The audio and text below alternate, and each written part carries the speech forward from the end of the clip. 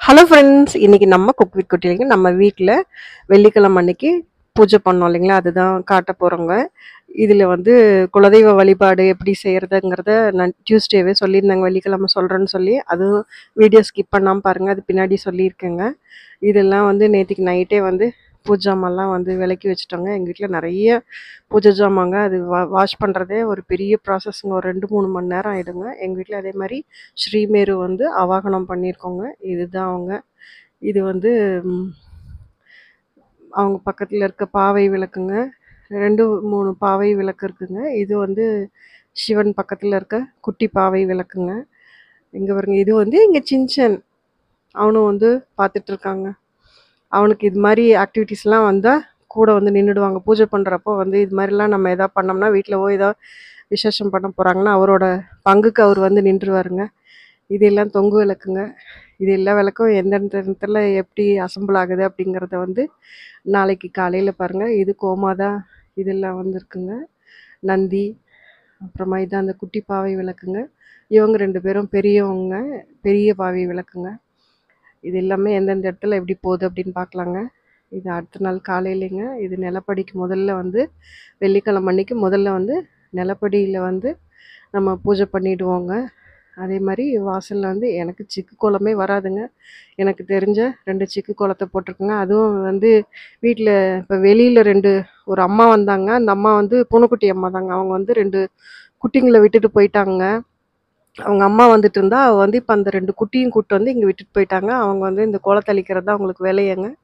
இது வந்து நிலப்படியில் 2 விளக்குங்க. அது 24 மணி நேரமும் எரிஞ்சிட்டே இருக்க மாதிரி அதுக்கு இந்த கண்ணாடி வச்சுருக்குங்க. அதே மாதிரி தினம் வந்து இந்த எலுமிச்சம்பழம் கட் பண்ணி வச்சுருவாங்க வாசலில்.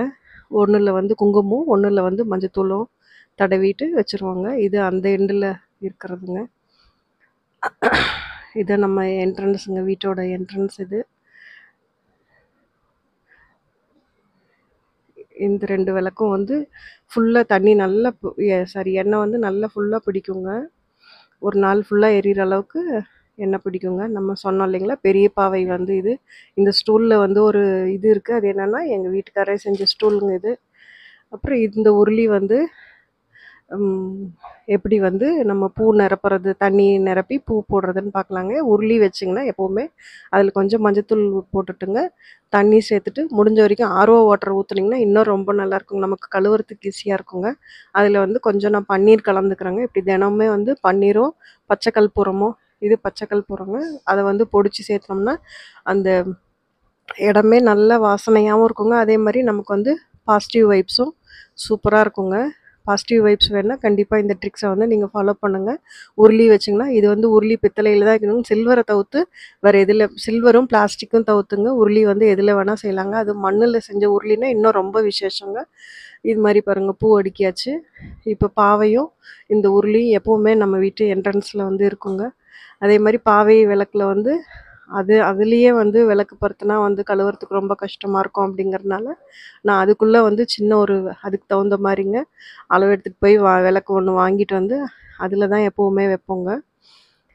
பாவை இவங்க வந்து பெரிய பாவைங்க. சின்ன பாவை வந்து உள்ளே இருக்குங்க. பாவை விளக்கு பருத்த வைக்கிறதுனால வந்து நோய் பயம் இல்லாமல் இருக்குமாங்க வீட்டில். பாவை விளக்கோட இதே வந்து நோய் நொடி இல்லாமல் நம்ம வீட்டில் ஆரோக்கியமாக எப்போவும் இருப்போம் அப்படிங்கிறதுக்கு தாங்க பாவை விளக்கு வந்து பற்ற வைப்பாங்களாம். அப்புறம் இது வந்து தொங்கு விளக்குங்க. நம்ம ஜன்னலில் வந்து எப்போவுமே காலையில் சாயந்தரம் வந்து இந்த விளக்கு வந்து எரிஞ்சிட்டே தான் இருக்குங்க.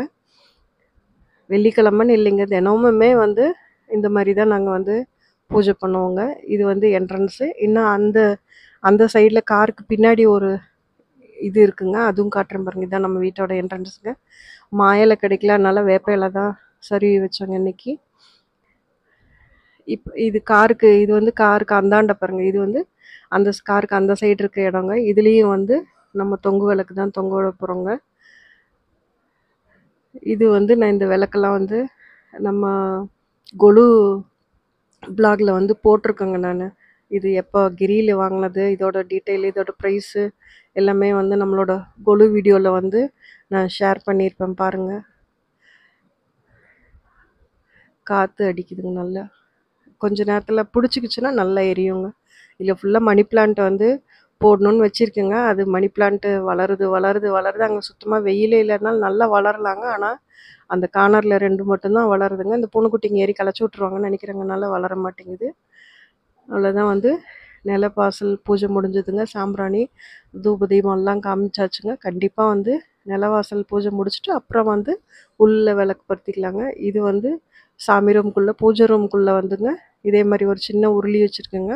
அந்த உருளியில் வந்து எப்போவுமே பூஜை ரூமில் வைக்கிற உருளியில் வந்து மஞ்சளும் வெள்ளை கலர்லேயும் இருக்க பூ போட்டோம்னா ரொம்ப நல்ல பாசிட்டிவ் வைப்ஸ் கிடைக்குமாங்க. நான் ஒரு இடத்துல படித்தேங்க. அதே மாதிரி இதுலேயும் தண்ணியில் வந்து பச்சை கற்பூரமும் கொஞ்சம் பன்னீரும் சேர்த்து அந்த தண்ணியில் வந்து பூ போட்டு வைக்க போகிறோங்க. உங்களுக்கு என்ன பூ கிடைக்குதோ 2 பூ போட்டால் கூட நல்லதுங்க. நமக்கு கந்திஷ்டி வராமல் பார்த்துக்கும். அதே மாதிரி இந்த உருளி வைக்கிறனால நமக்கு நல்ல பாசிட்டிவ் எனர்ஜியும் கிடைக்குங்க. வந்து பார்க்குறவங்க வீட்டுக்குள்ளே அந்த உருளியே தான் முதல்ல அவங்க கண்ணில் தென்படுறோமோ அப்போ வந்து நமக்கு தீய எண்ணங்களில் வந்தால் கூட தீய எண்ணத்தோட யாராக வந்தால் கூட அதோட இது பண்ணிவிடுமா. இப்போ நம்ம குலதெய்வ வழிபாடு எப்படி செய்கிறதுன்னு சொல்கிறோங்க. இது வந்து இது மாதிரி ஒரு சொம்பு இவ்வளோ பெருசு வாங்கணும்னு இல்லைங்க. பித்தளை சொம்பாக எடுத்துக்கோங்க. கண்டிப்பாக வந்து சில்வர் சொம்பு வைக்காதீங்க. பித்தளை சொம்போ இல்லை காப்பரோ இல்லை வந்து நம்ம காசிக்கு போனால் ஒரு சொம்பு கிடைக்கும் இல்லைங்க, அது மாதிரி எது வேணால் எடுத்துக்கோங்க. அதில் வந்து உங்களுக்கு வந்து ஆண் குலதெய்வமாக இருந்ததுன்னா இது மாதிரி பட்டை போட்டுக்கோங்க. பெண் குலதெய்வமாக இருந்தால் குங்குமம் பொட்டு மாதிரி வச்சுக்கோங்க. இதில் வந்து 5 வகையான மங்கள பொருட்கள் வந்து சேர்த்த போகிறோங்க. இது வந்து கிராம்பு, ஏலக்காய், சோம்பு, மஞ்சத்தூள், பச்சை கற்பூரம் பொடி பண்ணி சேர்த்துக்கிறேங்க. ஏற்கனவே நான் கொஞ்சமாக பன்னீர் கலந்து தான் தண்ணியும் வச்சுருக்குங்க. தண்ணி வந்து முடிஞ்ச வரைக்கும் ஆர்ஓ வாட்டராக சேர்த்துக்கோங்க. நம்ம டேப் தண்ணியோட ஆர்ஓ வாட்டரை சேர்த்துக்கிட்டிங்கன்னா இன்னும் ரொம்ப விசேஷமாக இருக்குங்க. இப்போ வலிய தண்ணி நிறச்சிட்டுங்க. அது மேலே வந்து பூ வச்சுக்கிறோங்க. பூ வச்சுட்டு நம்ம குலதெய்வத்தை வந்து மனசார வேண்டிக்கிறோங்க. நம்மளோட இஷ்ட தெய்வம் வந்து நிறைய பேர் வந்து இருக்குங்க. இஷ்ட தெய்வத்தை வந்து கும்பிட்றதுக்கு நிறைய பேர் இருப்பாங்க இல்லைங்களா, லட்சம் பேர் இருப்பாங்க, கோடி பேர் இருப்பாங்க. ஆனால் நம்மளோட குலதெய்வத்தை வழிபடுறது நம்ம மட்டும்தான் இருப்போங்க. அதனால் நம்ம குலதெய்வ வழிபாடுங்கிறது நம்மளோட ரொம்ப முக்கியமான ஒரு இதுங்க. அதனால் குலதெய்வ வழிபாடை கண்டிப்பாக செய்யுங்க. நான் சொன்னேன் இல்லைங்களா சின்ன பாவை விளக்கு, அது வந்து நம்ம சிவனுக்கு பக்கத்தில் இருக்காங்க பாருங்கள். இது 2 அவ்வளோதாங்க. நம்மளோட பூஜை வந்து எல்லாமே பழம்லாம் மாற்றியாச்சுங்க. அதே மாதிரி நீங்கள் எந்த பூஜை செய்கிறதுக்கு முன்னாடியும் வந்துங்க பிள்ளையார் முதல்ல கும்பிட்டு அப்புறமா மற்ற சாமியெல்லாம் கும்பிட ஆரம்பிங்க. விநாயகர் தான் முதல்ல, கணபதி தான் நம்ம முதல்ல கும்பிட்டுட்டு அப்புறமா அடுத்தது எல்லாமே கும்பிடலாம். இது மாதிரி வந்து நீங்கள் குலதெய்வ வழிபாடு செய்கிறப்ப நம்ம குலதெய்வ படத்தை வச்சு கும்பிடுவாங்க. ஆனால் இது மாதிரி கலசத்தில் வந்து தண்ணி வச்சு செய்கிறப்ப இன்னும் ரொம்ப விசேஷங்க. இதை வந்து அடுத்த நாள் காலையில் இந்த பூ எடுத்து காயறதுக்கு வச்சுட்டுங்க. இல்லை என்ன பண்ணுவீங்களோ கால்படாத இடத்துல வச்சுட்டுங்க. அதே மாதிரி இந்த தண்ணி வந்து செடியில் ஊற்றிடுங்க. அடுத்த நாள் காலையில் கண்டிப்பாக இதை மாற்றிடுங்க. நாங்கள் வந்து தினமுமே மாற்றிடுவோங்க. அதே மாதிரி இந்த சங்கிலியும் வந்து தினம் தண்ணி மாற்றிட்டு தினமுமே வந்து நெய்வேத்தியத்துக்கு ஏதோ ஒன்றுங்க பால் காய்ச்சி இல்லைனா கல்கண்டு கண்டிப்பாக வச்சுருப்போங்க. கல்கண்டு வச்சோம்னா நம்ம வாழ்க்கை ரொம்ப தித்திப்பாக இருக்குங்க. அது மாதிரி ரொம்ப ஈஸி தானங்க அது. அதே மாதிரி பேரிச்சம்பழம் ஒன்று வாங்கி வச்சுட்டு அதை வந்து வச்சுட்டு கொஞ்ச நேரத்தில் எடுத்து சாப்பிட்ருங்க. நெய்வேத்தியம் பண்ணனது வந்து இது மாதிரி ஃப்ரூட்ஸாக இருந்தால் பரவாயில்லைங்க. மற்றபடி நம்ம நெய்வேத்தியம் பண்ணுறது நமக்கு கண்ணுக்கு தெரியாமல் எங்கேயோ ஒரு பள்ளி வந்து அந்த இடத்துல இருக்கலாங்க. அது வந்து நமக்கு ஊறிடுச்சுன்னா அது தெரியாமல் போயிடும். அதனால் கண்டிப்பாக வந்து அதை வாஷ் பண்ணிவிட்டு சாப்பிட்றதா வைங்க. இல்லைனா அது காக்காக்கு எடுத்து வச்சுடுங்க. நம்ம மேரு பாருங்கள் எவ்வளோ அழகாக இருக்காங்க. என்னோடய இஷ்ட தெய்வம் வந்து காளிகாம்பாள் தாங்க. அதுக்கு அடுத்தது அப்புறமா வந்து ரொம்ப இஷ்ட தெய்வம் வந்து ராகவேந்தருங்க. இந்த ராகவேந்தர் வந்து ரொம்ப ஸ்பெஷலுங்க. இது பசுமாடோடு இருப்பார். இவர் தாங்க பாருங்கள், கோமாதாவோடு இருப்பார். அவனுக்கு எனக்கு ரொம்ப இஷ்ட தெய்வங்க. அதே மாதிரி பாபா இது வந்து சாரதாம்பாளுங்க. சாரதாம்பாலும் அதுதான் 3 சக்தியும் ஒன்று சேர்த்து அந்த இடத்துல இருக்கனால சாரதாம்பாலை கும்பிட்றதும் ரொம்ப விசேஷங்க. இதுதான் இன்றைக்கி எங்களோட வெள்ளிக்கிழமை பூஜைங்க. இப்படி தான் நடந்தது. உங்களுக்கும் டைம் கிடச்சதுன்னா கண்டிப்பாக வந்து இந்த குலதெய்வ பூஜையை நீங்கள் டைம் கிடச்சா இல்லைங்க கண்டிப்பாக நீங்களும் செய்யுங்க.